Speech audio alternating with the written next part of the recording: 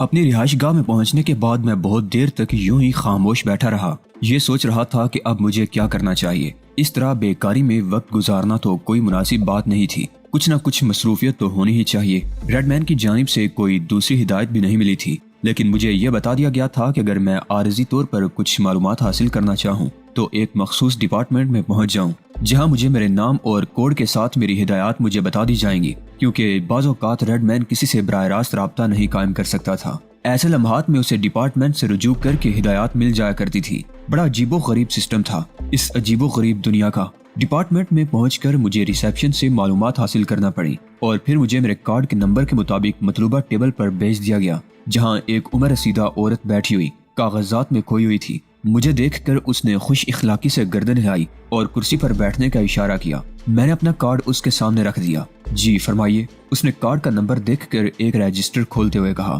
میں یہ معلوم کرنا چاہتا ہوں کہ میرے سپرد کوئی ذمہ داری تو نہیں کی جا رہی ابھی؟ عورت نے رجسٹر میں میرے کوڈ کو تلاش کیا اور اس کے بعد رجسٹر بند کر کے مسکراتی ہوئی بولی، ریڈ سٹی اتنی بدنما جگہ بھی نہیں ہے، میں آپ کو پمفلٹ دیتی ہوں۔ یہاں دلچسپ تفریحی مقامات ہیں، آپ کے پاس کارڈ موجود ہے، عیش کی زندگی گزاریے۔ ریڈ مین کو جب بھی آپ کی ضرورت ہوگی وہ آپ کو طلب کر لے گا۔ میرے خیال میں ابھی کافی دن تک آپ کو یہاں آنے کی ضرورت پیش نہیں آئے گی۔ براہ کرم آرام کریں اور اپنے لیے مشاغل چن لیں۔ شکریہ۔ میں وہاں سے واپس نکل آیا۔ اس عجیب و غریب دنیا نے مجھے چکرا کر رکھ دیا تھا۔ اپنی وابستگی کے لیے مجھے کیا کرنا چاہیے، اور بات صرف وابستگی کی نہیں تھی، بلکہ جو کام مجھے سونپا گیا تھا میں چاہتا تھا کہ ان فرصت کے لمحات سے فائدہ اٹھا کر اس کا جائزہ لے لوں، اور اس کے لیے ریڈ سٹی کے مختلف علاقوں کے چکر لگانا ضروری تھا۔ میں جاننا چاہتا تھا کہ اگر ایسا کوئی پلانٹ جس کے بارے میں مجھے یہاں بھیجا گیا ہے اگر یہاں موجود ہے تو وہ کہاں ہو سکتا ہے۔ X3F ایک پراسرار نام تھا میرے لیے، اور یہاں آنے کے بعد یہ احساس ہوا کہ X3F کے بارے میں معلومات کرنا کوئی آسان بات نہیں ہے۔ بہرحال اگر یہ آسان کام ہوتا تو مجھ جیسے آدمی کا انتخاب کیوں کیا جاتا؟ مجھے شدید محنت کرنا ہوگی، اور اس بات پر تو مجھے اعتماد تھا کہ آخر کار میں اپنی کوشش میں کامیاب ہو جاؤں گا۔ اس عمارت سے باہر نکلنے کے بعد میں نے دور تک نگاہیں دوڑائیں۔ تحد نظر خوبصورت سڑک پھیلی ہوئی تھی جس کے درمیان میں پھول کھلے ہوئے تھے۔ اگر ریڈ سٹی کوئی ایسی جگہ نہ ہوتی جس کے ساتھ جرم کا نام وابستہ ہوتا تو یقینی طور پر یہاں کی ترتیب کو بے مثال کہا جا سکتا تھا۔ وہ پمفلٹ جو مجھے ڈپارٹمنٹ سے دیا گیا تھا میرے ہاتھ میں تھا، اور پھر ایک جگہ رک کر میں نے اس کا جائزہ لینا شروع کر دیا۔ بہت سے خوبصورت مقامات کی تفصیل اس میں درج تھی اور ان کی تصویریں بھی شامل کی گئی تھی۔ میری نظر ایک گولف کلب پر جا اٹھی۔ یہ ایک حسین جگہ تھی۔ میں نے سوچا کہ ادھر ہی کا رخ کیا جائے، چنانچہ میں گولف کلب جانے کے لیے اس ٹرام کا انتظار کرنے لگا جس کا نمبر پمفلٹ میں درج تھا۔ یہاں تمام سڑکوں پر ٹرامیں چلتی تھی، کاریں بھی تھی لیکن بہت کم۔ عام لوگ ٹراموں پر سفر کرتے ہوئے نظر آتے تھے۔ ٹرام نمبر 5 تھوڑی دیر بعد وہاں سے گزری تو میں اس کے بے شمار دروازوں میں سے ایک دروازے سے اندر داخل ہو گیا۔ فوم کی آرام دہ سیٹیں لگی ہوئی تھی۔ میں ٹرام میں بیٹھے ہوئے لوگوں پر نگاہیں دوڑانے لگا۔ عورتیں، مرد، بچے سب کے سب بے دھڑک سفر کر رہے تھے۔ کتنی عجیب بات تھی، دنیا کے ترقی یافتہ ملکوں میں شدید افراتفری نظر آتی تھی۔ شہروں کے لوگ زندگی کے خوف سے سہمے ہوئے، سڑکوں پر رقص کرتی ہوئی موت، انسانی زندگیوں سے بے پرواہ ڈرائیور جنہیں صرف اپنا کام کرنا تھا، بے ترتیب ٹریفک، ہر شخص آنے والے وقت سے سہما ہوا، ڈاکے، لوٹ مار، چوریاں، بدکاری، سب کچھ زندگی کا ایک حصہ۔ اور یہ جرم کا شہر جہاں زندگی اتنی پرسکون تھی کہ جینے کو جی چاہنے لگے۔ کیا ہے یہ دنیا؟ برائی کسے کہا جائے اور اچھائی کسے؟ بعض اوقات فیصلہ کرنا مشکل ہو جاتا۔ ٹرام حسین راستوں سے گزرتی رہی، یوں لگتا جیسے ہر شخص مستعد ہو اور کسی کو کوئی فکر نہ ہو۔ جو چہرے یہاں نظر آتے تھے عام دنیا کے لیے وہ بے حد ہولناک تھے، لیکن یہاں وہ شریف شہریوں کی مانند زندگی گزار رہے تھے۔ گولف کلب ایک دور دراز پرفضا مقام پر واقع تھا۔ تحد نظر ترتیب سے تراشی ہوئی گھاس، جگہ جگہ پھولوں کے کنج۔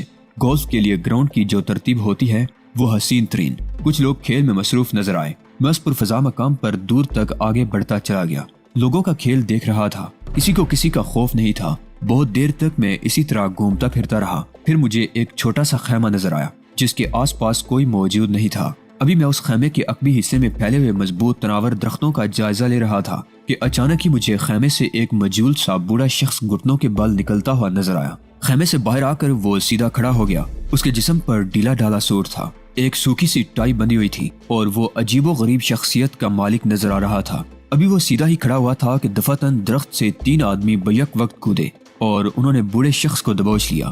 میرا اس سے اتنا فاصلہ نہیں تھا کہ میں بوڑھے کی مدم مدم چیخیں نہ سن سکتا۔ उन लोगों ने बूढ़े को बुरी तरह गिरफ्त में ले लिया था। फिर उनमें से एक ने गुराई हुई आवाज में कहा, तो तू है चोर, कई दिन से हमें तेरी तलाश थी। मैं अपनी जगह से उठकर उस जानिब बढ़ गया, देखना चाहता था कि क्या किस्सा है। बूढ़ा कह रहा था, मेरे अजीज दोस्तों, तुम मुझे चोर कहने के बजाय अगर कुत्ता कहो तो क्या ज्यादा मौजू नहीं होगा? देखो मैं तुम्हें भौंक कर दिखाता हूँ। बूढ़ा मुंह से कुत्ते के भौंकने की आवाज निकालने लगा। फिर उसने दोनों हाथ पांव जमीन पर रख कर कहा, और मैं कुत्ते ही की तरह दौड़ भी सकता हूँ। तुम यूँ करो कि मुझे पत्थर मारो, मैं भागता चला जाऊंगा और साथ ही साथ कुत्ते की तरह चीखें भी मारूंगा। वाह क्या दिलचस्प खेल होगा। ऐसा करो, मेरे एक लात रसीद कर दो। बकवास मत कर, सीधा खड़ा हो जा, एक बदशक्ल आदमी ने कहा और बूढ़े की पुश्त पर लात रसीद कर दी। बूढ़े ने बिल्कुल ऐसी ही आवाज निकाली जैसे कोई कुत्ता मार खाने के बाद चीखता है, और इसके बाद उसने दौड़ लगा दी। बिलाशुबा वो बहुत तेज दौड़ा था। किसी इंसान का चारों हाथों और पैरों के बल इतनी तेज दौड़ना एक ताज्जुब खेज बात थी, लेकिन बूढ़ा इस मामले में खासा एक्सपर्ट मालूम होता था। वो काफी दूर निकल गया तो वो लोग चौंके और उनमें से एक ने गाली बक कर कहा, पकड़ो हरामजादे को, वो हमें चकमा देकर निकल रहा है। वो चारों लपके, उनकी रफ्तार भी बहुत तेज थी। देखते देखते वो बूढ़े के सर पर पहुंच गए और उन्होंने बूढ़े को दबोच लिया। अब मेरी मुदाखलत जरूरी हो गई थी। वो बूढ़े को लटकाए हुए उसी दरख्त के पास पहुंच गए। फिर उन्होंने खेमे के अंदर से एक रस्सी निकाली और उसको फंदा बनाकर बूढ़े की टांगों में कसा। दूसरा फंदा दरख्त की एक मोटी शाख पर खींचकर उन्होंने बूढ़े को उल्टा लटका दिया। बूढ़ा पेंडुलम की तरह झूल रहा था। मैंने करीब जाकर कहा, अरे ये क्या कर रहे हैं आप लोग? बूढ़ा आदमी है, मर जाएगा। ए हमदर्द, जाओ अपना रास्ता नापो। काम में फजूल दखल नहीं दिया करते। बाज औकात किसी के काम में मुदाखलत की सजा कुछ ज्यादा हो जाती है। बूढ़े को दरख्त से उतार दो दोस्त, क्या फायदा वो मर जाए, तुमसे कमजोर है। मैंने नर्म लहजे में कहा, देखो फजूल बातों से गुरेज करो। ये जलील पिछले कई दिन से हमें परेशान कर रहा है। हमारा खाना खा जाता है, कई कीमती चीजें उठा कर ले गया है। हम लोग गोल्फ के खेल में मसरूफ होते हैं और ये अपना काम दिखा जाता है। इसकी वजह से हमें जितनी परेशानी उठानी पड़ी है तुम उसे नहीं जानते, इसलिए दफा हो जाओ। मैं इसका किया हुआ नुकसान पूरा करने के लिए तैयार हूँ। चलो इसे दरख्त से उतार दो। तुमने सुना नहीं? जाओ भाग जाओ, हमारा दिमाग बहुत खराब है, पिट जाओगे हमारे हाथों।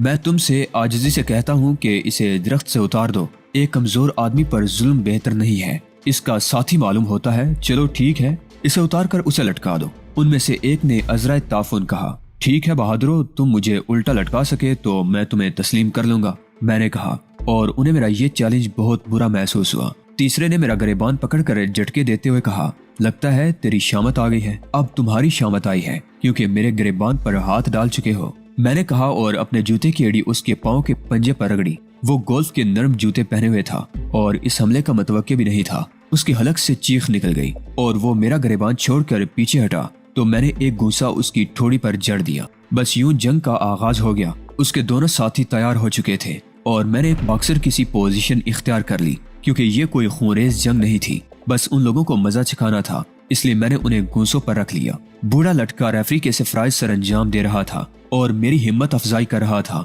शाबाश, लेफ्ट लेफ्ट पंच, राइट हुक। वो तीनों हो सकता है लड़ाई बड़ाई के माहिर हों, लेकिन बॉक्सिंग बिल्कुल नहीं जानते थे क्योंकि थोड़ी ही देर में बुरी तरह हाँपने लगे। दो के मुंह से खून भी बहने लगा था। तीनों को लाचार करके बूढ़े को दरख्त से उतारा और वो मेरा हाथ उठाकर बोला, दी विनर। चलो, मैंने कहा और वो मेरे साथ चलता हुआ वहां से बहुत दूर निकल आया। फिर बोला, वैसे उल्टा लटक कर ये दुनिया काफी बदली लगती है। क्या नाम है तुम्हारा? मैंने पूछा। चीको। क्या? मैंने दिलचस्पी से पूछा। हाँ चीको। इंसान को वक्त के साथ चलना चाहिए। किसी जमाने में मुझे माइटी चिकास आर्लोसा कहा जाता था। ये उस वक्त की बात है जब कैलिफोर्निया में मेरा ग्रांड क्लब था। बहुत बड़ा जुए खाना, 20 नामवर गुंडे पाल रखे थे मैंने, जो उस जुए खाने की निगरानी करते थे। गुड, फिर पुलिस से ठन गई, जुआ खाना तबाह हो गया। 9 साल की सजा के दौरान मुझे सिर्फ चिकास आर्लूसा कहा जाता रहा। फिर जेल से रिहाई हासिल हो गई। वो खामोश हुआ तो मैंने फिर कहा, इसके बाद क्या हुआ मिस्टर चिकास आर्लूसा? तुम मुझे काफी ज़हीन मालूम होते हो। क्यों? अभी हम चिकास आर्लूसा के दौर से गुजर रहे हैं और तुम मुझे इसी नाम से पुकार रहे हो। मैं आपको माइटी चिकास आर्लूसा कहकर भी पुकार सकता हूँ। मैंने हंसकर कहा, ना ना ना ना ना ना, मेरे अंदर एक ही खूबी है। वो क्या? मैं हर हाल में हकीकतों को तस्लीम करने का आदी हूँ। तुमने सुना होगा मैंने उसे क्या कहा था। किसे? ओहो, बहुत जर्म करते हो। अपने दिमाग से भी सोचा करो। उन्हीं की बात कर रहा हूँ जिनसे तुमने अभी एक दिलचस्प मुलाकात की है। मैंने उनसे कहा था कि वो मुझे कुत्ता समझ ले और पत्थर मार कर भगा दे। कमबख्तों को भौंक कर भी दिखाया मगर ना समझे। अरे देखो ना, कुत्ता भी तो लोगों को इस तरह के नुकसानात पहुंचा देता है। और उसे उठा उठा कर पत्थर मारते या एक आध पत्थर मार कर भगा देते हैं। लेकिन मौजूदा दौर में इंसान जानवरों से ज्यादा अपने हम नस्लों से नफरत करने लगा है। मैंने गहरी नजरों से बूढ़े शख्स को देखा। खासा गहरा आदमी मालूम होता था। अचानक वो बोला, तुम्हारा नाम क्या है? मैडलिनो। मिस्टर मैडलिनो, क्या तुम कहीं बैठकर बात नहीं कर सकते? क्यों, थक गए हो? नहीं, प्यासा हूँ। ओहो, मगर यहाँ कहाँ? वो सामने ट्राम रुकी है, हम उसमें बैठ जाते हैं। वो जरूर हमें किसी रेस्टोरेंट के सामने उतार देगी। ठीक है, चलो, मैंने कहा और फिर ट्राम में आ बैठे। रास्ते में बूढ़ा बिल्कुल खामोश रहा। फिर जब हम नीचे उतरे तो उसने कहा, पब्लोसा बेहतरीन जगह है, यहाँ बेल्जियम की मार्टिनी बहुत उम्दा मिलती है। मैंने कहा और हम पब्लोसा में आ बैठे। मैंने इसके लिए उसकी पसंदीदा मार्टिनी मंगवाई थी और अपने लिए ऑरेंज जूस। वो चौंक कर बोला, मार्टिनी पी कर देखो, पसंद आएगी। नहीं, जूस ठीक है। क्या शराब नहीं पीते? नहीं। समझ गया, पादरी होगे, किसी नाकर्दा जुर्म में फंस गए होगे, वरना यहाँ ऐसे लोग कहाँ आते हैं जो शराब भी ना पीते हों। नहीं मेरी जान, ऐसी बात नहीं है। फिर डॉक्टरों का कहना है कि मेरे फेफड़े गल चुके हैं और शराब मुझे लम्हे में खत्म कर देगी। बकवास करते हैं। वो बोला, क्यों? मैंने हैरत से उसे देखते हुए कहा, तुमने जिस तरह अभी उन लोगों की पिटाई की है, उसे देखकर दावे से कह सकता हूँ कि तुम्हारे फेफड़े बेहतरीन हालत में हैं और इनमें कोई डिफेक्ट नहीं है। क्या तुम डॉक्टर भी हो? मैं बहुत कुछ हूँ। असल में हमारी बात तो अधूरी रह गई थी। मैं तुम्हें अपने नाम के बारे में बता रहा था। हाँ, जेल से रिहाई के बाद चूंकि मुझे वो हैसियत नहीं हासिल हो सकी, पुलिस ने मेरे मुल्क से बाहर जाने पर पाबंदी लगा दी थी, इसलिए कुछ रोज के बाद मैं सिर्फ चिकास रह गया। ओह, मैंने आहिस्ता से कहा। फिर चीकू कैसे हुए? सड़कों पर भीख मांग मांग कर, उसने मुंह बिसोरते हुए कहा और मार्टिनी की तरफ मुतवज्जे हो गया। मैं दिलचस्पी से उसे देख रहा था। एक दिलचस्प केस था। उसने नदीदों की तरह मार्टिनी की सफाई शुरू कर दी। तुम क्या करते हो? मैंने जूस पीते हुए पूछा। चोरी। वो इत्मीनान से बोला, मगर क्यों? इसलिए कि मेरे पास कार्ड नहीं है। कार्ड क्यों नहीं है? उसके ख्याल में अब मैं एक नाकारा वजूद हूँ, किसी काम का नहीं हूँ। तब फिर तुम्हें यहाँ से निकाल क्यों नहीं दिया गया? वो किसी को यहाँ से जिंदा नहीं निकालते। ओह, क्या इस जजीरे से कोई वापस नहीं जाता? आते जाते रहते हैं। जाते वो हैं जिन्हें रेड मैन किसी खास काम से बाहर भेजता है, मगर वो इसके भरोसे के आदमी होते हैं। यहाँ आए कैसे? एक जहाज में छुप कर भाग रहा था। जहाज समुद्री तूफान का शिकार हो गया और इधर आ गया। तो अब तुम्हारे जीने का कोई सहारा नहीं है। बस इसी तरह लोग मेरी लाइफ स्पॉन्सर करते हैं। मैं जूते, गालियां और ठोकरें खाने का आदी हो गया हूँ। तुमने बिला वजह उन लोगों से दुश्मनी मोल ली। रहते कहाँ हो? स्कोप सेंटर में। ये कौन सी जगह है? टूटे फूटे फर्नीचर, गाड़ियों और मशीनरी का कब्रिस्तान। वही मेरी रिहाइश गाह है। उसने जवाब दिया। तुम बेहद दिलचस्प आदमी हो मिस्टर चिकास। चिकास कहने का शुक्रिया, और मार्टिनी का भी। अपने बारे में तुमने कुछ नहीं बताया। मैडलिनो और बस। कहाँ रहते हो? ये मैं इसलिए पूछ रहा हूँ कि तुमसे राब्ता रहे और जरूरत के वक्त तुम्हें तलाश कर लूँ। मैंने उसे अपना नाम बताया, फिर कहा, अगर तुम्हें किसी और चीज की जरूरत हो तो मुझे बताओ। जिंदगी बड़ी दिलचस्प चीज है मिस्टर मैडलिनो। यहाँ से जाने को जी नहीं चाहता। उसे मजीद दिलचस्प बनाने के लिए जरूरी है कि इस पर गैर जरूरी बोझ न डालो। मैं समझा नहीं। मेरी इस वक्त की जरूरत ये खाना और इसके बाद मार्टिनी थी, वो पूरी हो गई। फिर किसी जरूरत के लिए अभी से क्यों इंतजाम करूं? दोपहर के खाने का बंदोबस्त गोल्फ क्लब में बेहतरीन है। वैसे मैं कई दिन से इन लोगों का खाना खा रहा हूँ। असल में इसके लिए गोल्फ क्लब बेहतरीन है। वो क्यों? मैंने दिलचस्पी लेते हुए कहा। यहाँ ज्यादा भीड़ भाड़ नहीं होती। अगर कोई 10-20 जूते भी मार लेता है तो देखने वाले ज्यादा नहीं होते, जबकि मजमा आम में पिटना कुछ अच्छा नहीं लगता। चिकास वाकई अनोखा इंसान था। उसने फिर कहा, कल भी मैं उन्हीं की नमक हलाली करूंगा, बल्कि तुम्हारी तरफ से उनसे माफी भी मांग लूंगा। इस बार वो तुम्हें कत्ल ही कर देंगे। नहीं मैडलिनो, यही इस जजीरे में नामुमकिन है। क्या मतलब? किसी के कत्ल की सजा सिर्फ मौत है। कातिल को हर कीमत पर खुद मरना होता है, खा उसने कितनी ही मजबूरी में इंसान को कत्ल किया हो। उसने कहा और मैं गहरी गहरी सांस लेने लगा। ये रेड मैन का कानून है, तुम्हें नहीं मालूम? वो हैरत से बोला। नहीं। तब तुम्हारे लिए जरूरी है कि तुम लॉ डिपार्टमेंट से कानून की किताब हासिल कर लो। वैसे वहाँ लेक्चर भी होते हैं, बेहतर है कि 2-4 लेक्चर अटेंड कर लो। मैंने गर्दन हिला दी थी। रेड सिटी के बारे में अजीब अजीब इंकशाफात हो रहे थे।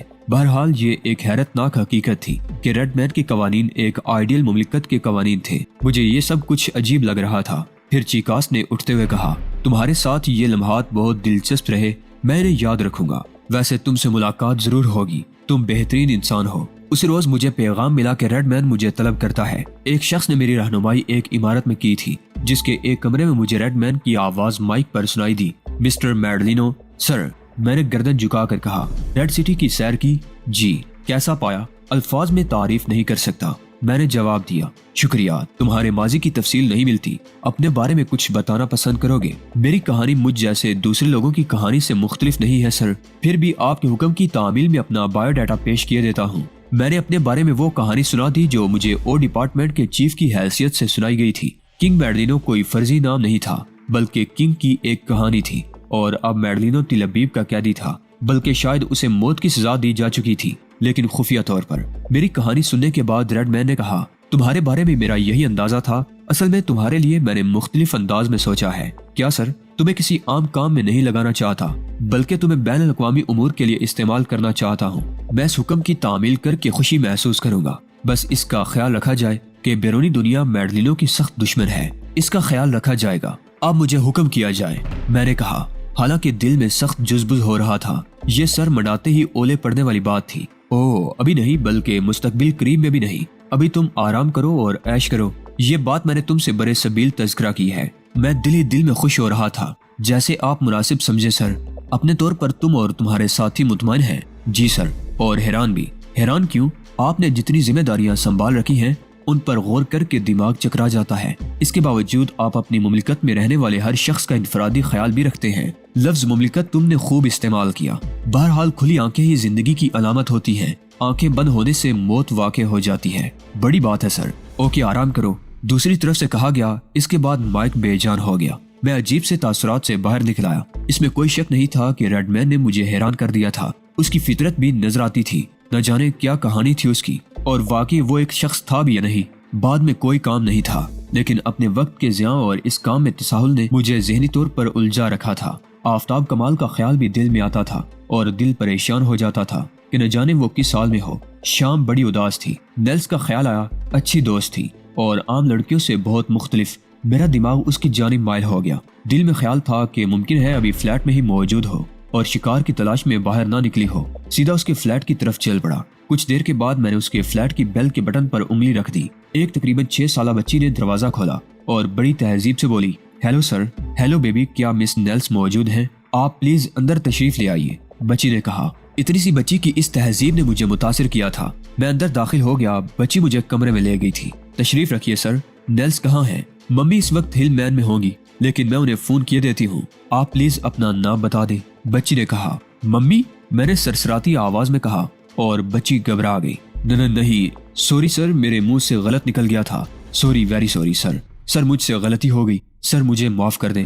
بچی کی آواز رند گئی۔ او نہیں بیبی، میں تو تمہارا انکل ہوں، بے فکر ہو۔ اور ہاں، ممی کو فون کر دو، ان سے کہہ دو کہ انکل میڈلینو آئے ہیں۔ میں فون کیے دیتی ہوں، لیکن انکل آپ ان سے نہ کہیں کہ مجھ سے غلطی ہو گئی ہے۔ میں بالکل نہیں کہوں گا۔ تم اطمینان رکھو بیبی۔ تمہارا بھائی کہاں ہے؟ وہ اوپر کھیل رہا ہے۔ اوکے، تم ممی کو فون کر دو، میں نے کہا، اور بچی نے سہمے ہوئے انداز میں ریسیور اٹھا لیا۔ میرا سر چکرا رہا تھا، دل جیسے کسی نے مٹھی میں جکڑ لیا ہو۔ یہ کیا قصہ ہے؟ اس کا مطلب ہے کہ بچی کی آواز نے مجھے اچانک متوجہ کر لیا۔